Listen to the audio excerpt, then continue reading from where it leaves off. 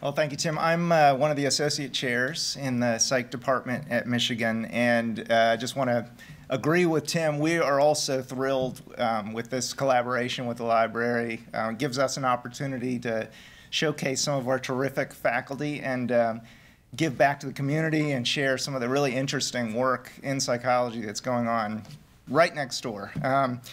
So we do have a talk pretty much every month, and if you'd be interested in receiving notices of those talks, there are a few sign-up sheets back on that table. You can just indicate your email address. We'll add you to our list, and you'll get updates about all future talks.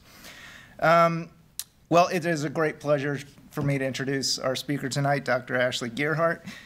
She is really one of our rising stars in the psych department at Michigan. She actually got her undergrad degree in psychology from Michigan, just, what, 14 years ago? Maybe less, you know. Okay. She then went to Yale and got her PhD there, and then she returned to Michigan as a faculty member. And while she was still in graduate school, she developed a very important scale called the Yale Food Addiction Scale to explore the possibility that certain foods can actually trigger some of the same addictive processes that drugs of abuse do. She's published numerous important scientific papers on both the behavioral and neural mechanisms of normal and abnormal eating, and her research has been featured all over the place. Good Morning America, The Today Show, Wall Street Journal, NPR, ABC News. And this year, she was awarded the University of Michigan Henry Russell Award, which is one of the highest honors that our university gives to junior faculty. And if all that weren't enough, she's also one of our very best teachers, as you're about to discover. So tonight, she's going to be telling us about whether food can be addictive. Please join me in welcoming Dr. Ashley Gearhardt. Thanks, everyone. I am so impressed that you made it out through this cold weather. I have to say, not only because it's freezing, but also because I'd really maybe be a little better placed after New Year's, you know, when the resolutions have hit. Right now, I'm kind of, you know, making you feel guilty about the lovely holiday feast that you're getting ready to move forward and enjoy. But I'm incredibly honored and excited to chat with you today about my research that's been looking at the parallels between addictive disorders and problematic overeating, and how we see these as being similar, and how these may inform approaches that you can use in your own life to help with your eating and manage it in a way that feels most healthy to you. So, to get started here, I like to give a little bit of a primer on how you create an addictive substance. If you take a moment and you think about it, addictive substances, they don't just exist in nature. There's no kind of alcohol river or, you know, like cocaine tree where it's just out there and you just grab it and get to enjoy it. That really, addictive substances are the products of humans taking things that are already enjoyable and rewarding, refining those, altering them, and making them particularly enticing, particularly rewarding, to the point that they're capable of engaging our neural circuitry in a way that can drive forward this kind of compulsive behavior. So an example is the coca leaf. So the coca leaf in its natural form is commonly chewed or sucked on in Latin American cultures. It's something that's really used in large part to get a boost of energy, a way that we might use tea or coffee in our day-to-day lives, and in some ways is used because of the altitude. You know, you don't have a lot of oxygen in the air. You need that kind of extra oomph to go up into the mountains, and so sucking on the coca leaf can help people engage in that. But humans got really good at taking this, you know, reinforcing plant and then processing it down, refining it down into cocaine powder. And now there's a higher dose of a really rewarding ingredient, and the way that it hits your system, especially if you snort it or smoke it, is much more rapid. But as humans, we don't stop there, and we take that substance and we refine it and alter it even more into crack cocaine. So now you have this more stable form, it's more cheap to produce, and you have an addiction epidemic on your hands. So you take this naturally occurring leaf, you alter it, you change it, you make it more potent, you make it so it hits the system more rapidly, you make it cheap and accessible, and addiction spreads. So I like to think about how we've been changing our food environment, especially since about the 1970s. If you look in humans, we are engineered to like tasty food. We are engineered to like sugar, like carbohydrates, and like fat, because those are foods that are high in energy, high in calories, and for the vast majority of human existence, calories were rare, food was rare, and the likelihood that we would hit periods of starvation or fasting was quite high. And so these foods that were naturally high in sugars, like bananas or grapes, fruits, are naturally high in fat, like nuts, were foods that we found particularly yummy.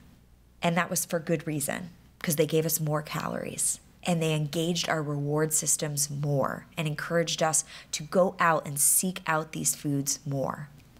But again, we're humans and we're really good at taking something that's already pretty enjoyable, reinforcing, and making it more so.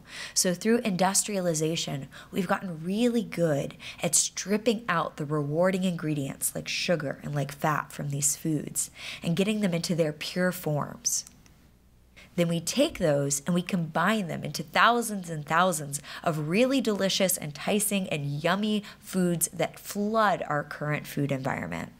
With the advent of things like high fructose corn syrup, sweeteners have become incredibly cheap. And we've seen this flip-flop in our food environment, where foods that are incredibly reinforcing to the brain, but have very little nutrient value when it comes to the vitamins and the macronutrients we actually need to survive, they're not very rich in those. But man, are they cheap, they're accessible, and they're very full in our environment.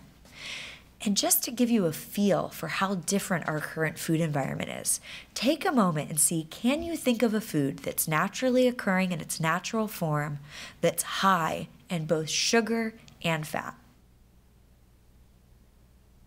Think of one? I mean, the best we've done is coconut milk, kind of. It's not really that high. Cow's milk, kind of, not super high. Breast milk. So really, it's very, very rare to have a food environment, a food item that is naturally high in both sugar and fat. Just think about the amount of foods that you have interacted, seen a food advertisement, walked past. How many of them were high in both fats and carbs, fats and sweets, pizza, chocolate, ice cream? All of these have been created by humans to be both high in the really rewarding ingredient of fat and the really rewarding ingredient of sugar and other carbohydrates. That is evolutionarily novel, and our brain really kind of doesn't quite know how to handle that. So, a quiz moment just to wake you up a little bit before we get started today. This is a food, or what some would call a food. There are, I think I counted once, over 37 different ingredients in this. I'd like to take a moment and see if anybody can guess what the heck this is, if anybody has an idea. So take a moment, look over these. Anybody have any ideas about what this might be? Oatmeal cookie cereal. So we're in the kind of breakfast, you're close, you're in the range kind of. Yes, cereal bar, you got it. So it sounds like a health food. Sometimes if you see it at the grocery, it's a strawberry Nutri-Grain bar. So you feel good, you're getting some fruit, you think maybe. But if you look at this compared to the foods that are naturally what we consume in our environment, an apple, a nut. I mean, I don't even know what half these ingredients are, and I study food for a living. Right, so I'm not really sure what guar gum is, but it's not something that naturally occurs in our food. So as our food environment has changed so much, how have our dietary habits changed? And one thing that we've seen is that the amount of sugar we consume as a society has changed drastically. So you can see the graph on your left shows that the amount of caloric intake that we get from sugar-sweetened beverages has gone from, on average, about 70 calories a day in the late 70s up to 190 calories a day on average. This isn't this is overall, this is combining all people. So some people aren't drinking any, some people are drinking hundreds and hundreds of calories a day of sugar and sugar-sweetened beverages, and that this has tripled since just the 1970s. When we look at an even longer time span, when we look at the graphs here about what our average sugar consumption per person has been, is that in the year 1700, people had about 1 pound of sugar a day. By the 2010, 165 pounds of sugar, not a day, per year. So that has changed drastically in a very short period of time. There's some exciting news that some of this may start to be turning around. Our education efforts, getting information out there to people, especially sugar-sweetened beverage intake, seems to be going down, particularly for children. So maybe there's some changes. But overall, when you look at our history, our environment, our society, and the way our diet has changed, we have a drastically sweetened diet than anything we've ever had before. So I like to give another example of this. And I'm going to pick on McDonald's here for a moment, so I hope they don't sue me. And this is a study that my colleagues and I did, and this is just correlational. This is just kind of looking at how body weight is maybe correlated with the changing food environment and how it's taking the food environment that we've really kind of optimized here in the US and how we're exporting it all over the world. And so McDonald's seemed to be like one of the best markers of the American processed junk food diet. And we decided to look at France because France is a country that for a long time seemed to somehow be resistant to the spreading obesity epidemic that was hitting the US, Mexico, Europe. England, the obesity rates were going way up, Spain, Italy, but France seemed to be immune.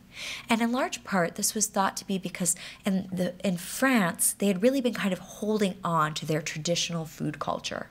These weren't health foods, right? You got some brie, you have some wine, a nice baguette, but there was a different food culture of sitting down, dining, eating actual foods. And there was fights against McDonald's actually entering into France. So individuals were coming in. There were actually riots on the street, lawsuits to prevent McDonald's coming down.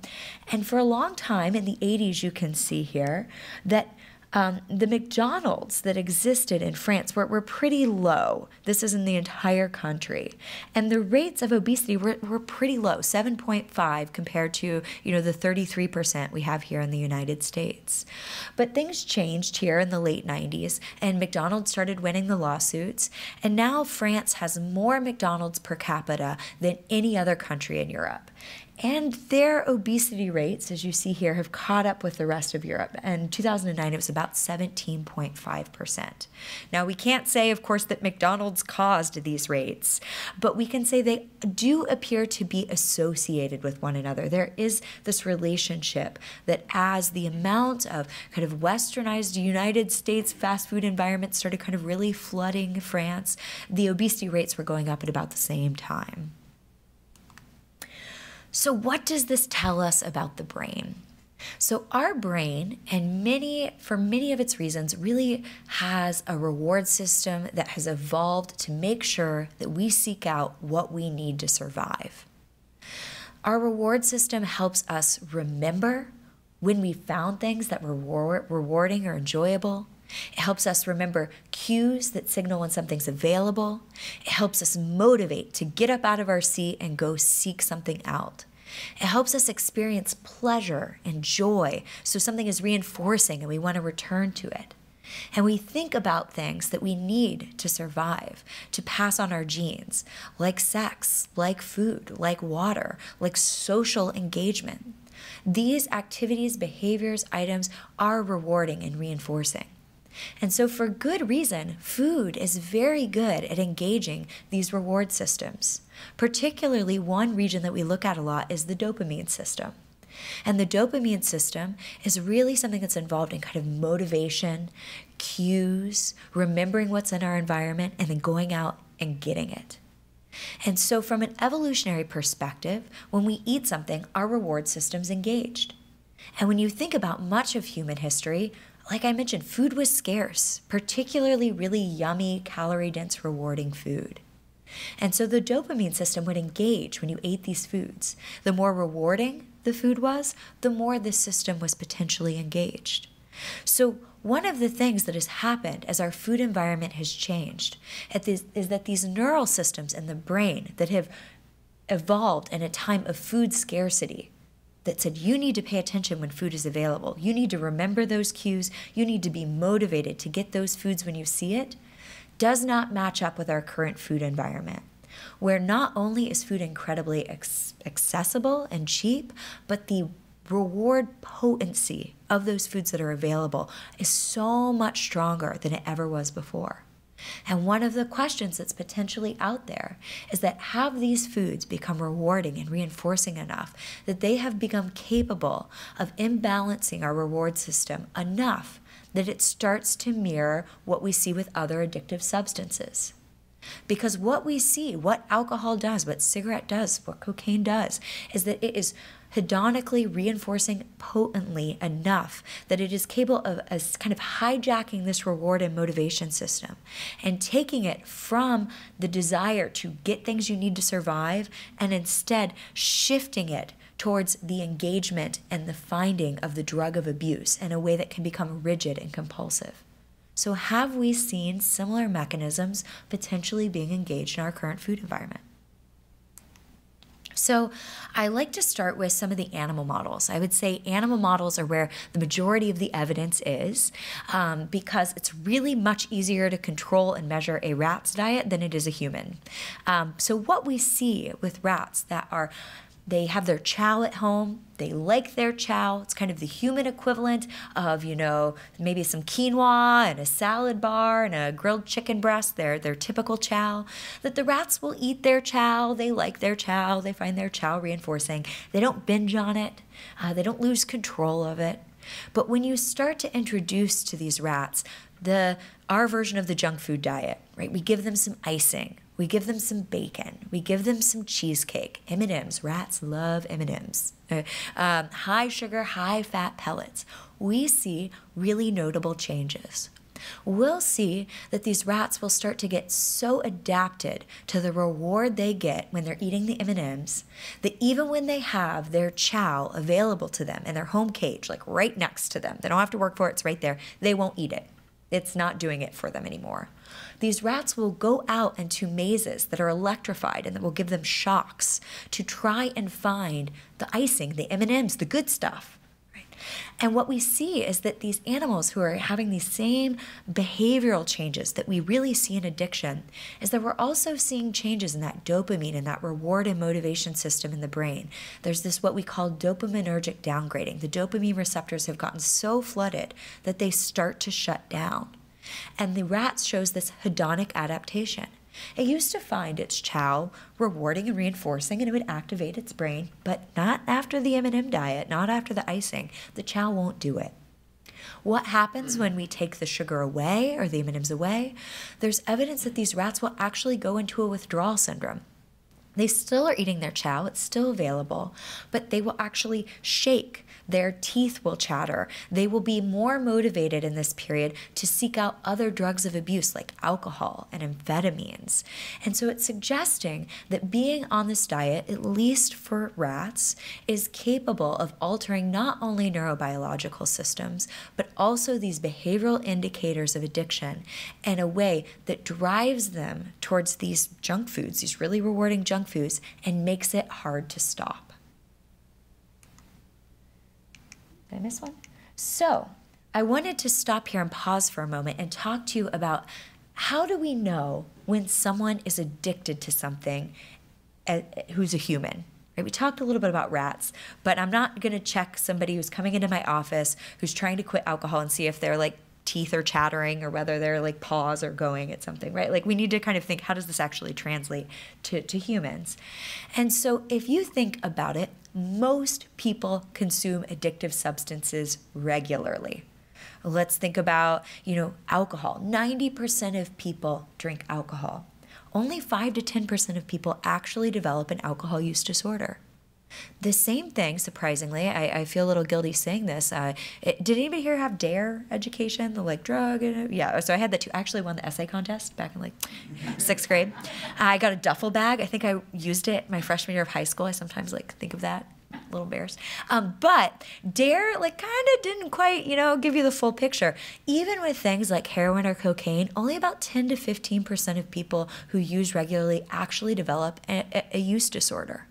So just using an addictive substance doesn't necessarily mean you're addicted to it. Of all of the substances out there that we recently recognize are addictive, cigarettes are actually the most addictive. Of people who use cigarettes regularly, about 30% of people will develop a tobacco use disorder. Not heroin, not cocaine. Kind of interesting. So I'm a clinical psychologist, and I treat people who have substance use disorders. And so if somebody comes into my office and I want to understand, are you just drinking alcohol? Are you a social user? Or have you actually developed an alcohol use disorder? I'm looking for a certain set of behavioral criteria. And they're listed up here, and I'll read them out to you. So I'm looking to see whether they've developed tolerance, whether it used to be they'd have one glass of wine and get the effects they want, but now they need a whole bottle. They become tolerant to the effects of the alcohol.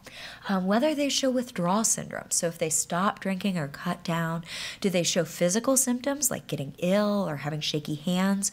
Or it could just be psychological symptoms. It could be anxiety, agitation, trouble sleeping. Those are also really important to us. Do they consume more than they intend? Will they sit down and say, okay, I've had a hard day at work, I'm going to have one cocktail, but the next thing they know, they've had 3 or 4 and they feel like they've lost control. They couldn't stop even if they wanted to. Do they feel like they're spending a lot of time either acquiring the addictive drug, using the addictive drug, recovering from the substances, being hungover?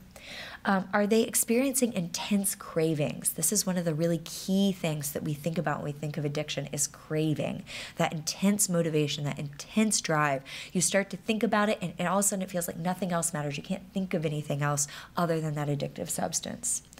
And then it starts to impact your life. You're getting these consequences. You're just continuing to use, even though maybe you're getting, an ulcer due to your drinking, or maybe you're having emotional problems. You notice you're starting to feel depressed when you're not drinking, but you continue to drink. You use in physically hazardous situations. Maybe you're going to drive and you're still drinking. There's social or interpersonal problems. Maybe you're getting into fights or arguments with loved ones who want you to drink less, or when you're drinking, you're more likely to get into fights or arguments. You're giving up or potentially reducing other important activities. You used to like to go outside and play basketball, or used to have other activities you really cared about, but now the activity that you're really most motivated to do is you'll stay at home and drink by yourself rather than maybe go out with friends who don't want to drink.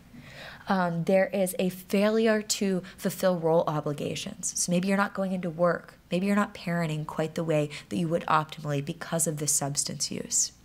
And so what we're looking for is a cluster of these different symptoms all occurring at once in the same year.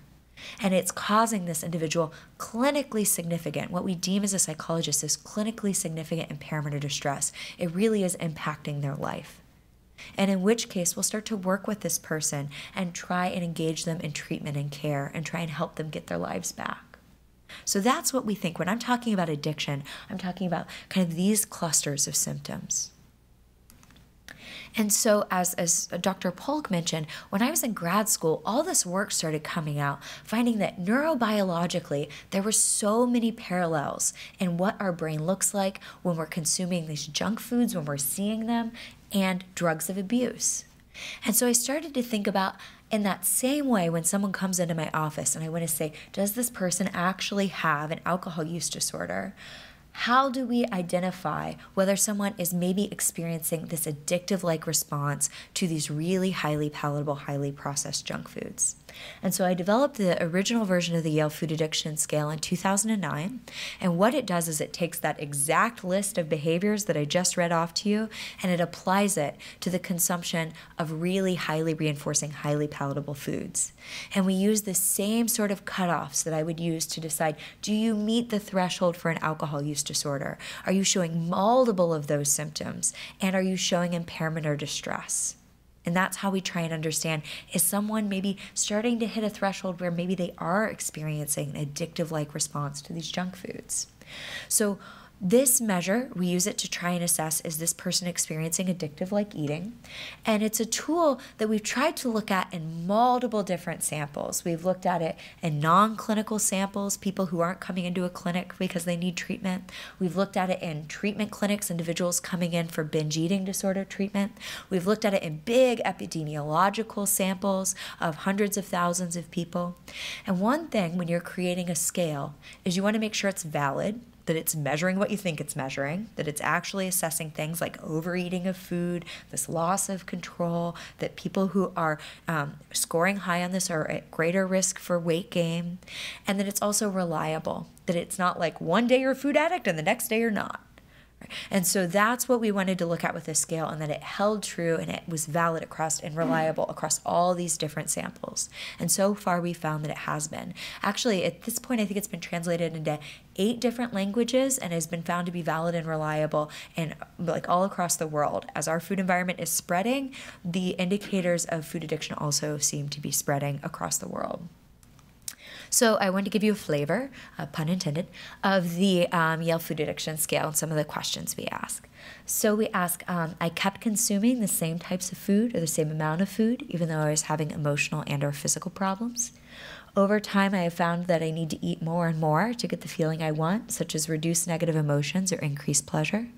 I've had withdrawal symptoms when I cut down or stopped eating certain foods, such as developing physical symptoms, feeling agitated or anxious.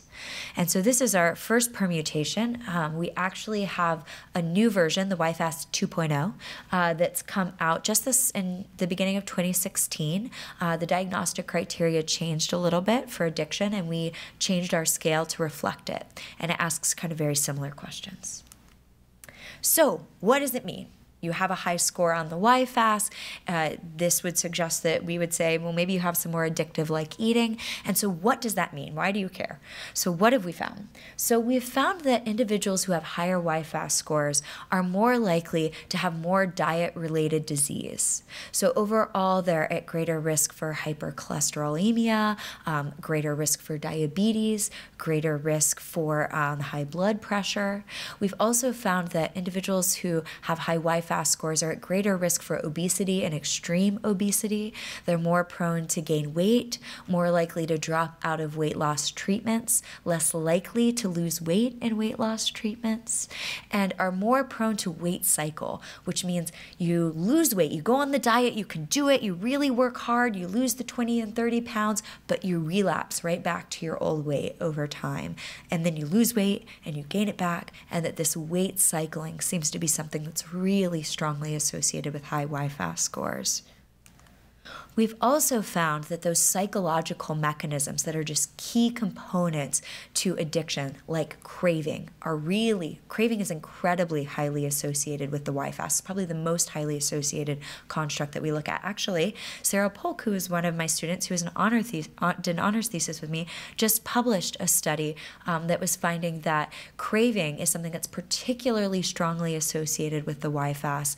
And how much you like the food, how much you're kind of enjoying the actual experience, that really doesn't seem to be all that important. You kind of expect that you're going to get a really awesome hit of reward from the food, and you crave it, and you want it, and you desire it. But what's hard is that when you consume it, you don't like it any more than anybody else. And so it's just not you're not getting the bang for your buck that you thought you were going to, but you still crave it, and you're still going after it. We also see things like impulsivity are important. We're kind of struggling. The cake is there, you're at the early morning meeting, and somebody brings the box of donuts, and next thing you know, you're eating one, this impulsivity. We see negative urgency when people are feeling stressed, when they're feeling anxious or tired, that they're feeling more urgent. They feel this more impulsive drive towards these foods.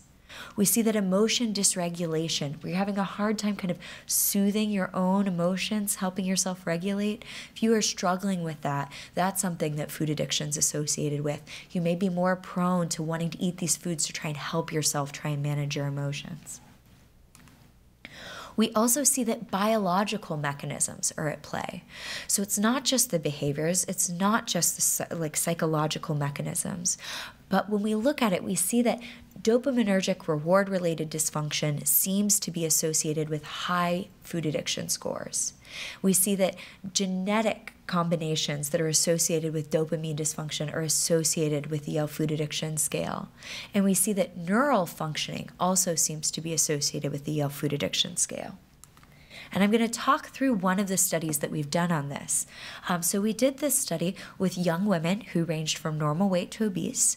None of them had an existing eating disorder. Nobody had binge eating disorder, bulimia, or anorexia.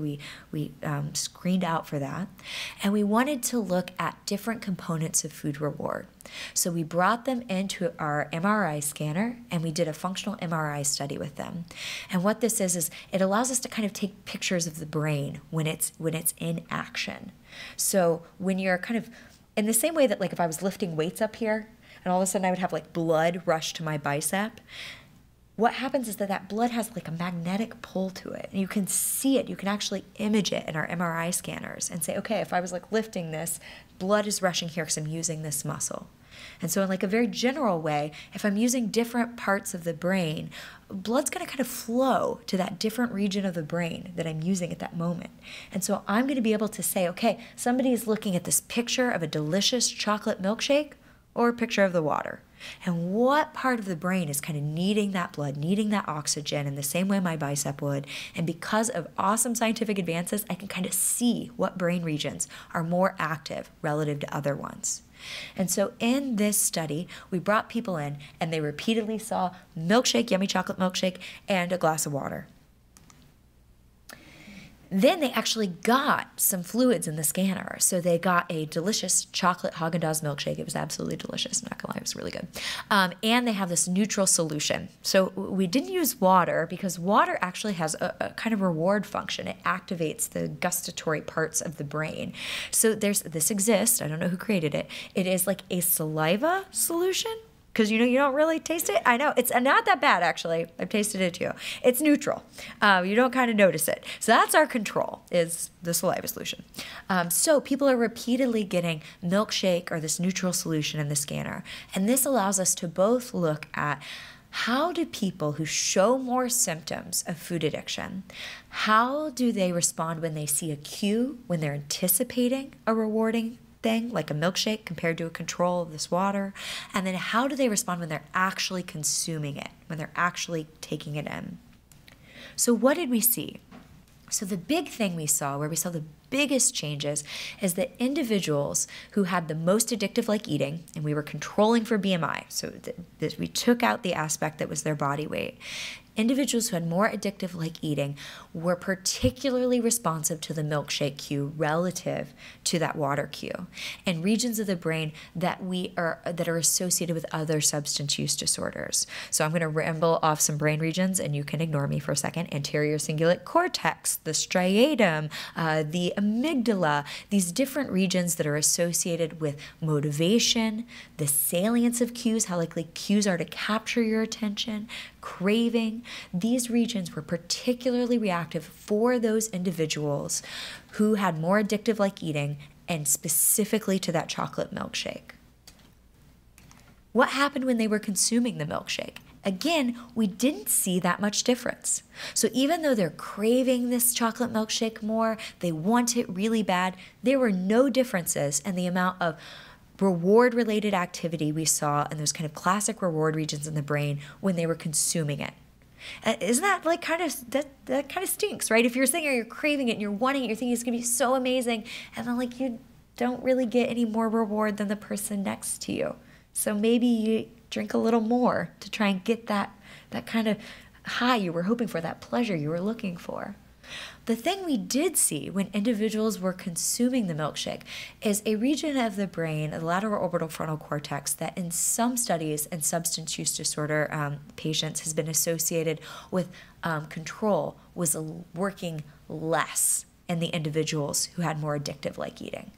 So when we think about this as a brain region that may be involved in kind of putting on the brakes, saying, okay, I've had enough, I've had a little bit of milkshake, I'm probably good, I'm eating in moderation, that part of the brain may not be working as effectively when they're consuming this really tasty food. And so you maybe get this 1-2 punch of these intense cravings, this intense desire, but when you're consuming, you're not as able to kind of tell yourself it's time to stop. So some of the kind of take-home messages we thought about is that really where we saw the differences wasn't in the consumption, but in the cues and how people were responding to the cues. And for us, this really harkened back to this theory of addiction that is really key, that was actually developed at University of Michigan in the biopsychology department by Kent Berridge and Terry Robinson, and it's called incentive sensitization. Sarah and I could switch, and she wrote her honors thesis on that. She can tell you all about it. But what that says is that once people go from use to kind of abuse to addiction, it stops being about how much you like something. It stops being about the amount of pleasure you're getting. And what happens over time is that the pleasure stays the same, or actually can even start to go down. You become tolerant to the pleasurable effects. But your sensitivity to the cues, their ability to motivate you, to engage craving, to engage a desire to get that, goes up and up and up. The wanting goes up, even though the liking stays the same or goes down. And so addiction isn't this, oh my gosh, I just love cocaine so much more than the next person. That's not really what we see. It's about this intense motivation that is about the cues that you engage with, that all of a sudden the dopamine system responds and it says, I want it. And clinically, I have seen this time and time again, both in my treatment with individuals with substance use disorders who said, I don't even know why I use this anymore. I know I don't like it. I don't even get high anymore. But when I see that person I used to use with, or it's that certain time of day where I'd always pour myself a drink, all of a sudden I just want it. I see the same exact thing when I'm treating people who are struggling with overeating. As they'll say, I don't even taste the food. I'm binging on it so rapidly, I don't even taste it. I don't even enjoy it anymore. I just feel crappy. But I'll want it. I'll drive past that Dunkin' Donuts. Somebody will bring food to a meeting, and the next thing I know, I'm off to the races. So this wanting rather than liking is something that might be really important for us to target. So there's some limitations to this study. We're actually doing follow-up studies on neuroimaging right now. So this was likely a conservative test. We cut out kind of our most extreme groups of the most kind of fully food-addicted individuals, and we're doing a follow-up study right now with individuals and looking at their neural response to different types of food who meet like the full-blown diagnosis of food addiction and then weight-matched controls. So we could say they're the same weight, but one has a lot of addictive like eating and the other doesn't. How does their brain respond to these different foods? And then we didn't get ratings of wanting and liking. So I'm kind of making some interpretations. These brain regions I've talked to you about are involved in so many things. And so I'm kind of reading the tea leaves and saying, I think that's wanting. I think that could be liking, but it could be a lot of things. And so we're really working at my lab right now too to get these behavioral data, getting subjective response data, so we can say, okay, yeah, that really correlated with people's reporting of wanting these foods, but not so much liking, and really kind of go a couple steps further. All right, so I want to transition to right now what is one of our big lines of research and one of the ones that I'm most excited about. So we call this food addiction when we first created the scale. What a misnomer, right? Like, it is not all foods. If we said, okay, you're addicted to food, so I have a great treatment for you, you're never going to eat again. Right? Like, not very successful treatment. I don't think it's going to roll out anytime soon. It's not all foods, we hypothesize, that are equally prone to trigger an addictive-like response. And so again, we go back to the substance use disorders and we say, what about a certain drug of abuse? What makes it addictive? What makes it something that people lose control of and start using compulsively, even though they want to stop? And so with a drug of abuse, what we see is that it's an increased dose of that addictive agent. So I'll ask you for a moment of like, what do you think is more addictive, a super low alcohol beer or like a shot of Jameson, right? Like the substance that has a higher ethanol content is the one that is more prone for people to develop these addictive-like responses to. Thinking of cigarettes, right? A super low nicotine cigarette is not as likely to addict you as one that has more nicotine in it. So that dose is important. But one of the other things, and there's some suggestion that might be even more important, is the rate of absorption. So how quickly that drug hits your system is so important. So take a moment, if we think of some of the medications we use for ADHD, or actually I'm going to go with pain because that's such a hot topic right now. There's such a epidemic of addiction to opiate pain medications. In large part, that was because initially some of the opiate pain medications that were out there were super fast acting. which is good, right? If you have pain, you want it to hit like right away. But what it would do is give people this like quick hit of the opiates. You get this kind of high, and then it would crash, right? What we've seen is that we've been working to re-engineer these opiates. And so rather than getting this like rush of reward and then this crash, now they're trying to do this slow release. So the reward looks more like this. What we've seen is that when you're getting a substance that's addictive, a stimulant, an opiate, and rather than it giving you this big spike and this crash, it's kind of this slow increase and this slow go down, that seems to be far less pharmacologically addicting. So what have we seen with food? Again, what have we done to our food environment? So as I mentioned to you earlier, we've taken ingredients that we are engineered to find very rewarding, like sugars and fats, and we've increased the dose of those, right? If you think of like the banana was like the hot food, right? That was like the most sugar you could get in the world. And you think now about like, double like chocolate chunk Ben & Jerry's delicious ice cream, right? Like that's got way more sugar than that banana. So like the dose is way higher. And we've taken these foods and we stripped out things that slow down its absorption into our bloodstream. So we've taken things out of foods like fiber and protein and water. So fruit, which has a decent amount of sugar in it, comes pre-engineered to slow down that blood sugar rate. It has certain acids in it and waters and fibers that slows down its blood sugar spike that it gives you. And just if you think about it, if I've got like a handful of jelly beans, right, and an apple, and maybe they have like about the same sugar content, I can eat that handful of jelly beans in like a hot second, right? I can just throw it in my mouth and it's gone, and then blood sugar spike. The apple is going to take me longer to eat, and thus I'm going to have a slower absorption of the sugar that the apple includes. So my grad student, Erica Schulte, has really been researching this, and her theory is that foods that both have a high dose of these really rewarding ingredients, and that also, particularly with blood sugar, give you a quick spike and then a quick crash, are those that are most prone to trigger addictive-like responses. So we did a research study where we looked at those behaviors I talked to you about earlier: loss of control, cravings, continued use despite negative consequences.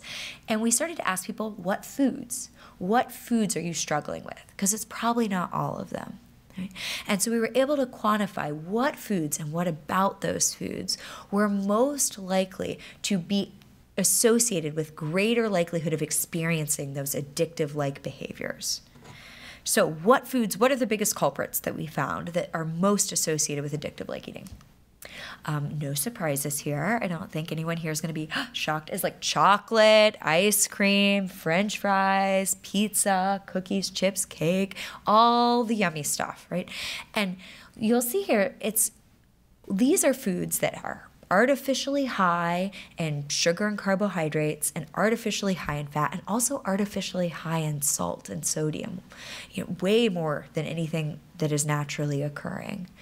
We also see that these foods that are higher have what's called a higher glycemic load. And what a glycemic load is it's a measure of that blood sugar spike and then crash. And these foods have a higher glycemic load. They have that higher spike crash. And actually, one of the things that's tricky when you're eating these really like super carby foods is actually a few hours out, you actually see a dip that takes you even below your baseline blood sugar, and you become mildly hypoglycemic. Have you ever had that, like where you've had a bunch of cookies or something, and like 3 hours later, you've had enough calories, but all of a sudden you were like starving, right? You're really hungry again. It's because you had a blood sugar dip, because the spike was so high, your body overcorrects and dips. And when you're in that dip, there's evidence that the neural systems involved in reward and motivation are more reactive to the cues in the environment. You're more prone to crave carbohydrates, and you feel incredibly hungry. So man, not only is it just like when you're eating it, but a couple hours later, it can set you up to feel even more hungry, right? So I'm not a big fan of like a calorie is just a calorie is a calorie. The way that these foods impact our brain, our gut peptides, and set us an emotion to want more of them, to crave more of them, to feel hungry, there's really a lot of variability in these attributes. What foods were at the bottom of the list? Again, I don't think there's any shocks here.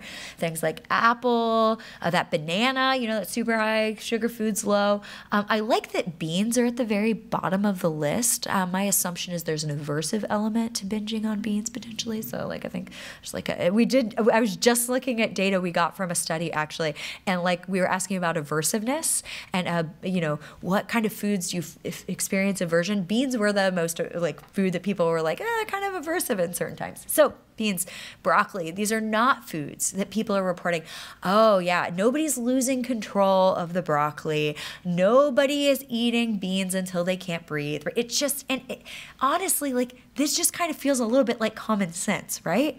But the data hadn't been done. And so we needed to say this isn't all foods. It's these highly rewarding foods that really seem to be the focus of what people experience these addictive phenotype to. My other grad student, Michelle Joyner's really been looking into food cravings. As I told you, cravings are really, really important and really key into what we think of as addiction. And so overall, we see that fattier, sugary, junk foods, people crave them more. But there seems to be some really fascinating and interesting differences between foods that are predominantly sugary and foods that are predominantly fatty. So some of what Michelle has found and what we found in our research is that food addiction seems to be really, really highly associated with both of these. But individuals who have more addictive eating, who experience more sugary cravings, they're more prone to binge eat, have this loss of control eating. And what we see in other research with sugar is that sugar seems to be really related to withdrawal. When you take the sugar away from the rats, that's the food that causes them to feel dysphoric and aggressive and in this withdrawal syndrome. And it also seems to be that sugar and carbs in their really processed form, that seems to be the macronutrient that most gets in there and activates the striatum, the region of the brain that we think is really key to what is kind of common across addictive substances, is that they're really good at activating striatal neurocircuitry. Fat seems to be showing kind of this different pattern. Fat seems to be really associated with weight gain. Sugar maybe sometimes less so. Fat seems to be kind of more associated with that. And what we saw in our research is that individuals who showed more fat cravings for foods that were more predominantly fat were more likely to be binge eating, but they were at greater likelihood of having higher BMIs.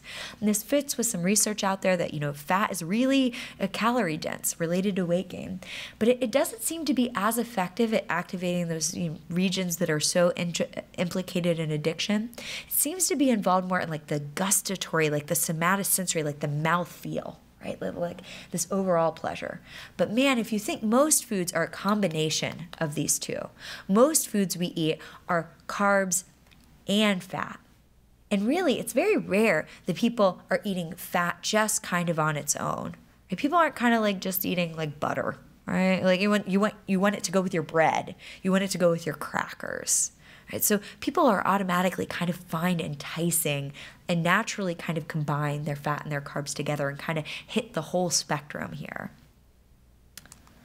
Okay, so I think this is another really interesting aspect of this, is that this dopamine system, these reward and motivation systems that I've been talking so much about, they don't live on their own little island. And they are communicating a lot to all these other systems in your body. So this here is a very complicated cartoon that I'll give you the take-home message, is that when you are really, really hungry, the gut peptides in your stomach communicate with the reward system in your brain. So if you're super hungry, what it is telling the reward system of your brain is, oh my gosh, we need food. You see any food? You go. You see any food? You release that dopamine. You need to eat this. We are starving. We need to get on it. And again, going back to our evolution, from much of human existence, that was good. If you were hungry, you need to be more sensitive to those food cues in your environment. You need to get out there and get food because food can be scarce. In our current food environment, not so much, right? It's everywhere. If you're feeling a little hungry and your brain is telling you, hey, McDonald's right around the corner, I promise, go out. That's not particularly helpful for helping us maintain a healthy body weight. And this is one of the things I really try and tell people who are trying to lose weight is do not starve yourself. You do not go on these crash diets where you're consuming 800, 900 calories a day, because I say it kind of, it's kind of loading the gun. Like it's priming the pump for your brain when you're super, super hungry to be really reactive to those reward systems in your brain and all of a sudden experience intense food cravings, and makes it harder to actually shut down, to put on the brakes. So that's not helpful. We do see when people are satiated that these reward systems of the brain kind of shut down a little bit. They're not as reactive to the cues in their environment. However, we see that for individuals who've developed kind of metabolic syndromes like diabetes, that shut-off signal that you get from things like leptin, those gut peptides that say, okay, you have had enough calories, it's not working so well. And it's not shutting down the reward systems in the brain in the way that it does for people who don't have those metabolic syndromes. And it's part of the reason we think that individuals who are struggling with that do always feel hungry, are feeling hungrier more and are feeling cravings more. That hunger system and that reward system are communicating with one another a lot. The other system that's really key here is stress. So we're going into the holidays, right? It's a stressful time. And we see that hormones that are associated with experiencing stress, cortisol, they also seem to communicate with the dopamine system. And when you're really stressed out, what can happen is that actually can start to activate the dopamine reward system and say, all right, we're stressed. We need something rewarding. Get with it. So in combination with just making your reward system more responsive and sensitive, it also, when you're really stressed out, it's the inhibitory systems of the brain don't seem to be working as effectively. I think we can all feel that, right? You've had a really long day, you're really stressed out, you should go, do a load of laundry, but Netflix sounds great, And so when we think about our current environment, our current society, right? There's a lot of stress in our lives. There's a lot of chronic stress. People are going on crash diets all the time that are really stressful for them and stressful to their body. And all of these systems are kind of interacting into the reward system of the brain and saying, even though you might be like, I'm only eating salad for the next 3 weeks, your brain is not on board. And so it's really tricky for people. It's no wonder that it's so hard for people to adhere to their health goals. I want to talk a little bit about kids. I feel like this is part of my research that is really meaningful to me because, I started out doing adult research and only adult research, and it's actually been being here at the University of Michigan that has inspired me and allowed me to do work looking at really young kids and even infants. Because by the time if I'm treating somebody who's in their 30s, let's say, I am getting them after maybe 25, 30 years of really entrenched hardwired food habits. And I want to treat those people, but I also wish I could have prevented it from occurring in the first place. And we really have to start with kids. And when I think about this, what we know about addictive substances is that the earlier you're exposed to addictive substances, the more likely you are to develop problems with it. Because your brain is so malleable still. Like if you think of teenagers, right? Their brains are still just developing. I think your prefrontal cortex isn't fully developed till I think you're like 26, which I teach college students. I can kind of, see that at times. And so if you're using a lot of these addictive substances as they're impacting your executive control functioning, that impulse system, your reward system, it's getting in there. It's kind of mucking stuff up when it should be pruning, when it should be developing. And if you think of most addictive substances, alcohol, cigarettes, marijuana, people were more prone to start dabbling in those in adolescence or early adulthood. With food, you're getting exposed to these foods that we might think are most prone to have addictive responses in the first years of life. Right? By the age of 2, children are more likely to have a sugar-sweetened food than they are to have a fruit or vegetable on any given day. And so we're trying to understand, is it possible that we're actually starting to see this addiction syndrome in younger kids? Where with other substances, we don't maybe see it till early adulthood. With kids, we might be seeing it really early in life, and that's what we're trying to understand. So we have a food addiction scale, the Yale Food Addiction Scale for children. We did a study in kids ranging from 4 to 16 years old, and this shocked me. It's like 7.1% of these kids, and these are kids who weren't in treatment, we just recruited them from the community, 7.1% met the criteria for food addiction. That isn't that far off from adults. We see between 12 to 15%. So not that much different. On average, kids were experiencing 2 symptoms of addiction. The symptoms I went over earlier, loss of control, craving, things like that. Kids who had more addictive like eating had higher BMI percentiles. They were more prone to be eating because they felt emotional rather than because they were hungry. They were less responsive to their satiety signals, saying, oh, I'm hungry or oh, I'm full. They weren't as responsive to those. And they had more caloric intake when we measured it in the lab. And actually, BMI didn't predict caloric intake all that well, but food addiction did. And so you might be able to start see very early that these kids are starting to show maybe health consequences that might track with them through the rest of their life. We maybe want to really intervene early if we can. And this brings me to food advertising, which is something we focus on a lot in my lab. So children see approximately 6,000 food commercials every year, and 95% of those food commercials are for foods that are high in sugar, high in carbs, high in fat. They're junk food, right? Total junk food. And advertising, there's been kind of pressure on the food industry to stop advertising so much to kids 12 years and younger. But they're crafty, and what they've done is they've just tripled their advertising budget to teenagers. And teenagers, for me, are at risk for a lot of ways. One is like teenagers neurobiologically. I don't know if any of you, we've all been teenagers, but I don't know if you have grandkids or kids who are teenagers. There's a real big imbalance between their reward system that's like, go, this is great, I want this, I want to try this, and that impulse system that's like, maybe I shouldn't put that on the internet, like that, I need a job one day. That system that like thinks in the future and says to slow stuff down. There's an imbalance there that's particularly poignant in adolescence. And the other thing is like they have a little bit more independence, right? Their parents aren't controlling their eating behavior more. They have more ability. Maybe they have cars to go get their own food, or maybe a little bit more spending money. So they have more independence. And so we did a small study. Now we're doing a big study looking at 30, 12 to 17-year-olds who ranged from normal weight to obese. And we brought them into that MRI scanner so we could kind of see their brain. And we showed them the most frequently advertised food commercials to this age group, and then some control commercials. And so I'll tell you what we found. So this is one of our commercials. How about one of McDonald's 4 meals for $4? Like the Big Mac meal or the quarter pounder with cheese meal. Just $4 each.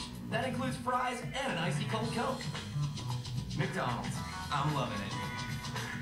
Man, I didn't realize how much I pick on McDonald's. I feel like I got to spread the wealth. Maybe have like a Burger King commercial in here or something. But okay, so if you notice that commercial, like it was just a close up on the food, right?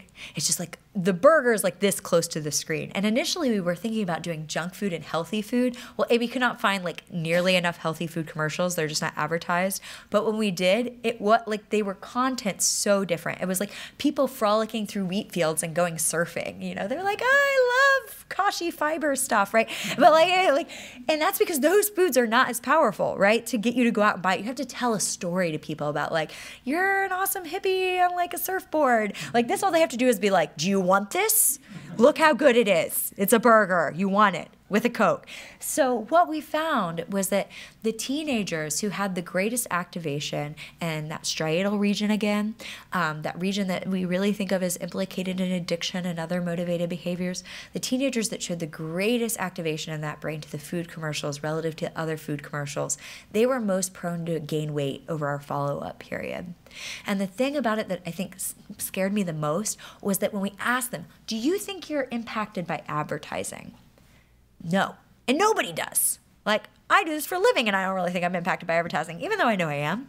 And it's because a lot of it is going on this unconscious level, kind of potentially priming these biological mechanisms in a way that we're not even aware is happening. And that makes it so much harder to defend yourself, especially if you're a teenager who's already at risk for weight gain and obesity, and then you're seeing 6,000 of these. And just the idea of like, just buckle down, just have willpower, just fight it. I mean, how many times a day, before that muscle of self-control wears out in our current food environment? So I wanted to touch base briefly on stigma. This is a really important thing for us, is that individuals who have a higher body mass index are incredibly stigmatized in our society. They're made fun of on TV shows. It drives me nuts. I see these pictures where they're doing talks about obesity, and they'll show individuals with their shirts off, with their heads cut off, you know, to show their chest, their body weight, to kind of shame them. Like, there's so much stigma. Pay attention when you watch TV, like sitcoms, like Big Bang Theory has really bad bad weight stigma. Friends does. And there's some really negative consequences. Some people think if we just shame people who are struggling with their weight, then they'll be motivated to lose weight. And we have just found study after study that finds that is absolutely not true. It backfires. It makes people feel worse. It makes them feel hopeless, it makes them feel depressed, and there's even evidence that it makes them eat more food because they feel like, what's the point? And so stigma is something we want to be really cautious and concerned about. And so we were really worried when we started to do this, is that like addiction is a stigmatized condition. And by talking about, you know, food addiction, are we stigmatizing an already very stigmatized group? And so one thing that we found is that, like, before we even started doing this research, most people already think that junk food is addictive. Like in national surveys, like 86% of people think it's addictive. So that we're not introducing a new idea or concept. But we've actually found that if you expose people to an explanation that suggests food addiction is one of the causes of why somebody is struggling with their weight, relative to the typical kind of personal responsibility, this person just needs to try harder, or even genetics as the explanation, is that the food addiction model actually reduces people's stigmatized attitudes towards individuals who have a higher BMI. And we think this is because it doesn't just say it's just you, right? Like, addiction is inherently an interaction between a person and their risk factors and the attributes of a substance. Nobody's getting addicted to water, right? But once I put some ethanol in it, you know, there's a higher risk factor there, right? So right now in our environment, we have such a tendency to just talk about willpower, to just talk about that it's all personal responsibility. And of course, we are responsible for our health behaviors and trying to do our best. But man, are we not in an environment that is set up for us to fail? And there's an industry that's making billions of dollars engineering foods that are as rewarding and reinforcing as possible, that if we eat them in moderation, they lose money, right? So there is no incentive for the industry to have foods that are healthy and not prone to weight. I'll grab it at you. One sec, I'm almost done. I'm going to open it up to questions and take as many questions. So we just think that there's two pieces of this puzzle, right? There are individual risk factors. There are things we carry with us. But there's also things about the foods in our environment that have changed really rapidly, that have a power of their own, and that at least for certain individuals can be activating and triggering in a way that can make it really, really hard to adhere to our health goals. So what can you do? And then I'll grab your question.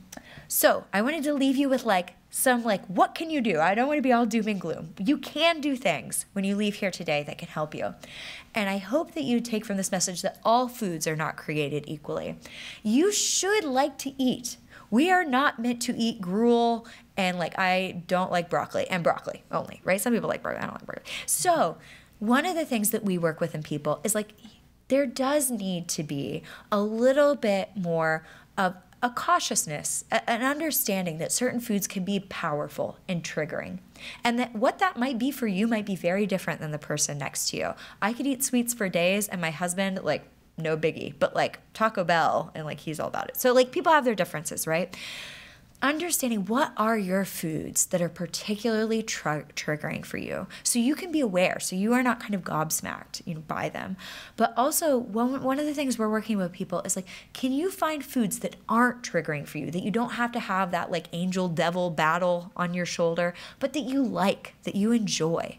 And can you stock your own personal food environment with those? So for me, I love Kind bars. I think they're delicious, but they're never triggery. And I just keep those in my desk in my office. And so if I'm really hungry, it's 3 p.m, rather than going down to the Starbucks and getting a scone or whatever, cupcake, I just have my Kind bar. And it's rewarding, it's enjoyable, but it isn't something where it takes a lot of effort on me to say, oh, but should I have another one? That's individual. So thinking about for yourself, what foods do you enjoy, but that you don't really struggle with? And can you make your diet composed of more of those foods? Knowing your triggers is really powerful. And these aren't just the triggers of like, oh, I like saw this bowl of M&Ms, but what we'll do when we're working with people is we'll actually ask them to keep a diary and identify their own triggers. It can be times of day. Emotions are really powerful triggers. Sadness, boredom, tiredness, understanding what those are for you and then planning ahead for them, you're going to know when your at-risk periods are. And if you know that, you can plan ahead. You can have snacks that aren't problematic available for you. You can work on, okay, I know I get stressed a certain time of year. I need to kind of work more on my stress management so I'm not as prone to being as likely to lose control of these foods. Plan ahead. It's hard. Like, these junk foods are so convenient, right? They're so convenient to eat. I do this for a living, and when I'm tired and I get home at the end of the day and I've had a long day, I just want to call for pizza. It's so much easier. But to make the healthy dinner that I like rushed home to do tonight, like, it takes effort, And so if you can plan ahead and have some foods, again, that you like, but that aren't super triggery for you, that don't take a ton of effort, that are pre-prepped, that are available to you, it helps. Because if you're really craving that junk food and it's so easy and it doesn't take that much effort to get it, but it's going to take a lot more effort to do the food that's healthy, you're going to have a tendency to go towards the junk food. So try and set your own personal food environment in a way where it's easier for you. Stress management is key. If you find that food is the way that you deal with stress, trying to find alternative coping strategies to help you manage stress can be great. Talking to a friend, mindfulness actually seems to be really effective in actually kind of like strengthening those regions of the brain that seem to kind of help us make healthier long-term decisions. Mindfulness, meditation, exercise, those kind of things, stress management can really help you so you're kind of starting on a firm foundation. Exercises seems to be a good one. There's some evidence that even especially cardio exercise might actually kind of maybe almost like rebuild, help rebalance reward-related systems that potentially get damaged by addictive substances. And there's a little evidence out there that one of the ways that exercise might be effective is it seems to maybe be effective in reducing people's reward-related reactivity to food cues. And it's a reward in and of itself. I know it doesn't always feel that way, but if you can get into like an exercise routine, it can start to feel rewarding.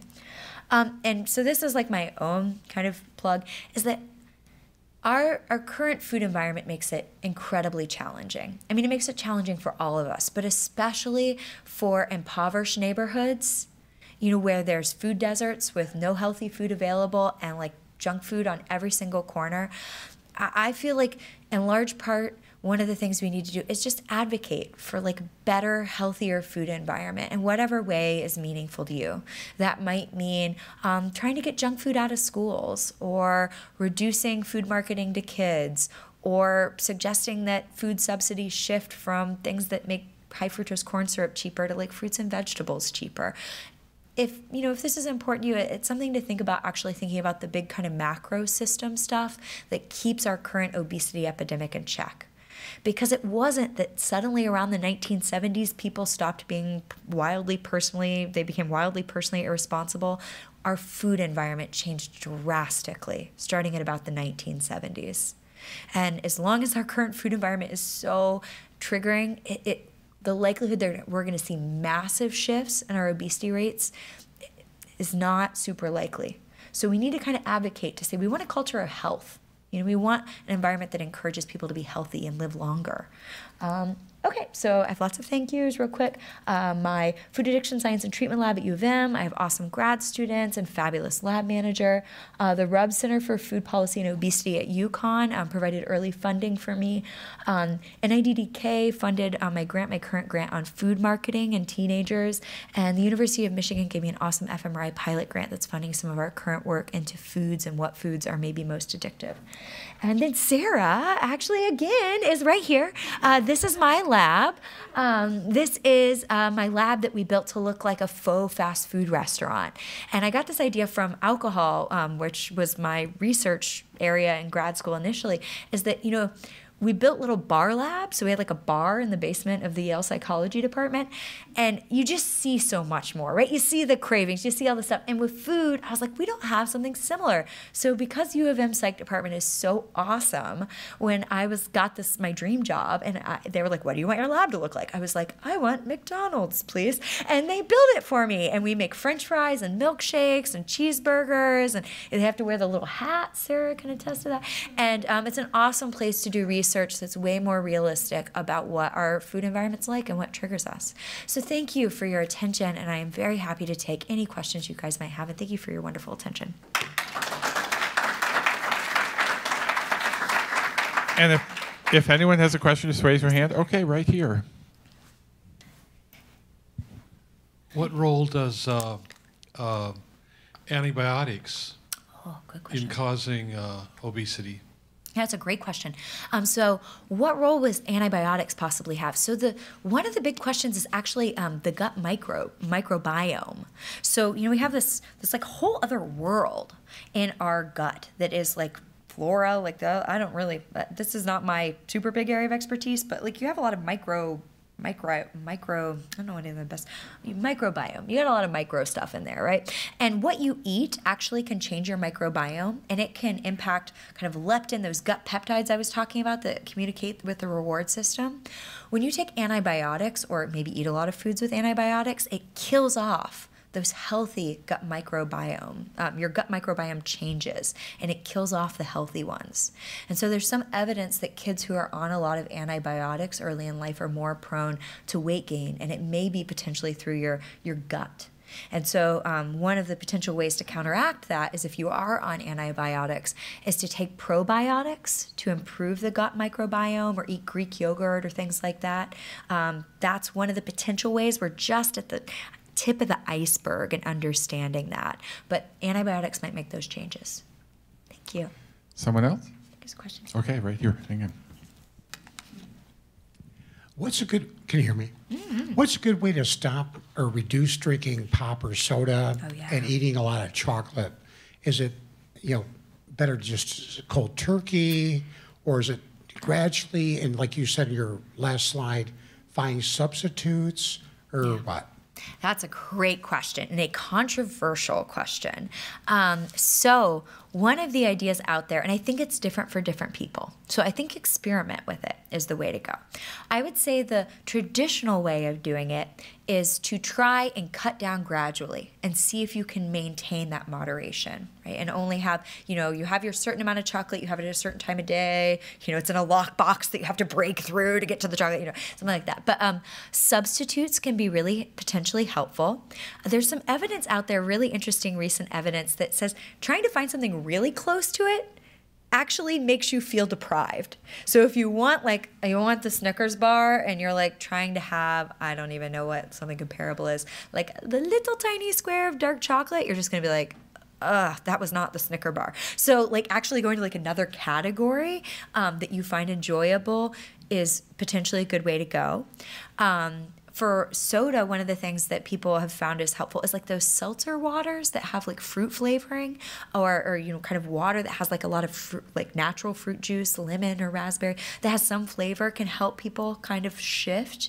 But there's some suggestion out there that for certain foods, maybe your most high-risk foods, it might be easier for some people to just say, that's a food I don't eat, in a way that you would if you had an allergy to it. Right? And you just say, nope, that's just, I just black and white, I can't have it. Now, there's some potential pros and cons. Pro is you're not grappling with yourself. Okay, I'm gonna have a little soda, but not too much soda. You're like negotiate with yourself. I have one at 3, but not at 5, and then you have one at 5 anyways. So that like emotional energy, that executive energy, trying to moderate, maybe for some foods is just too hard. And so saying just, I don't eat this, may be good. The concern is that might lead to what we call an abstinence violation effect, in which you say, I I'm never eating chocolate ever again. And then you slip up and then you say, well, whatever, I'm just gonna eat like 5 chocolate bars, right? So that's the concern. So I'd say experiment for yourself and see which one is easiest for you, but having those supplements, those things to substitute, having those on hand will help you. And there is some evidence that like it can take about, we're not exactly sure yet, but some period of time, there's like a washout period. Like the first 4 days can stink, right? Where you're just like, I want it, I'm agitated by it, I'm preoccupied by it. But if you can stick with it, the longer you stick with it, the more those neural kind of pathways like rewire, kind of new pathways are built, and that you stop wanting it as much. And especially at around 2 weeks seems to be a point where things maybe turn a corner a little bit. You still have to watch out for periods of stress, hunger, high emotion. Really cue-dense environments can reactivate it. But if you can make it that 2 weeks, sometimes it helps you turn a corner. Someone else? Yeah. Okay, I'm going to go over here. Hang on.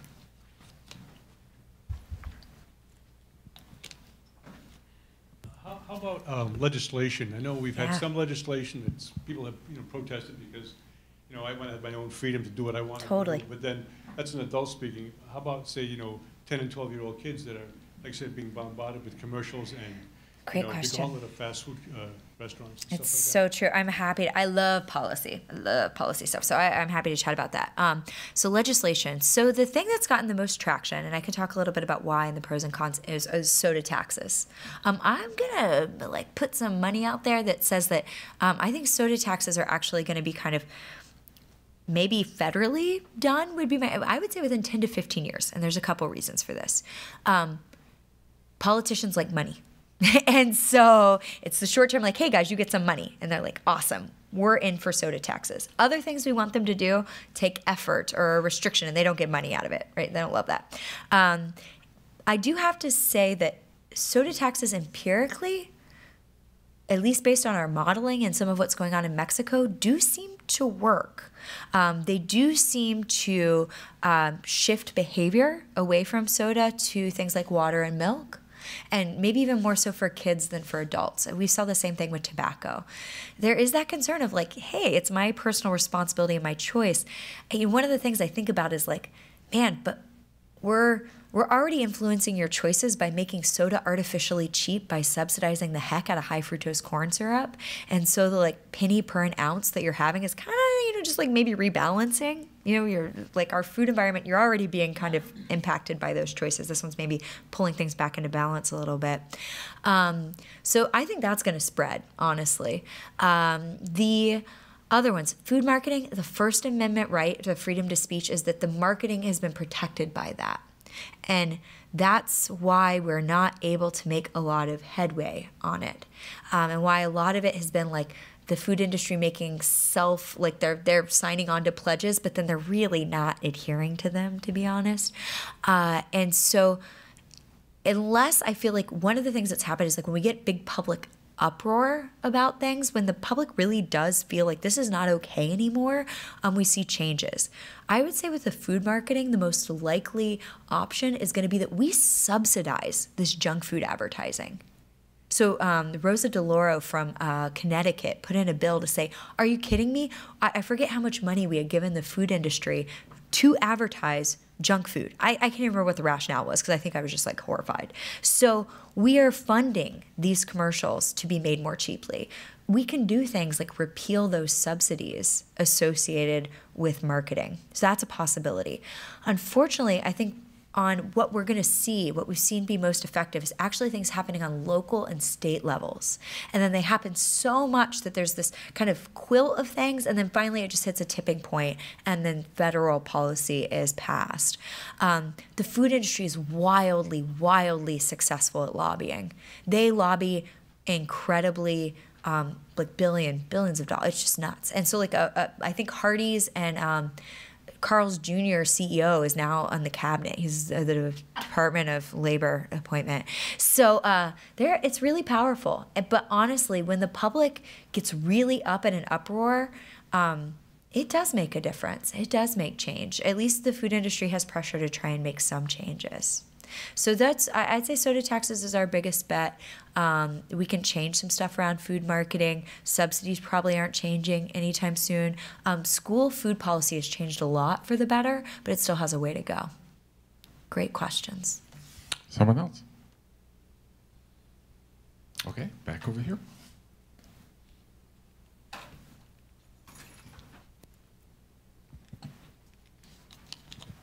Yeah, I was wondering if you could talk about salt. So, yes. Made a very strong case for sugar and fat, high caloric intake, but obviously salt isn't necessarily associated with calories. So, why would it tend to be addictive? So, so one of the things we see is that in that model that I showed with like Erica, where we had like the top foods in there, is so one of our colleagues in the clinical department is like a salt fiend. So I knew when my student gave the talk, she was going to say, what about salt? So we actually looked at sodium content on its own. We looked at like carbs on its own and fat on its own.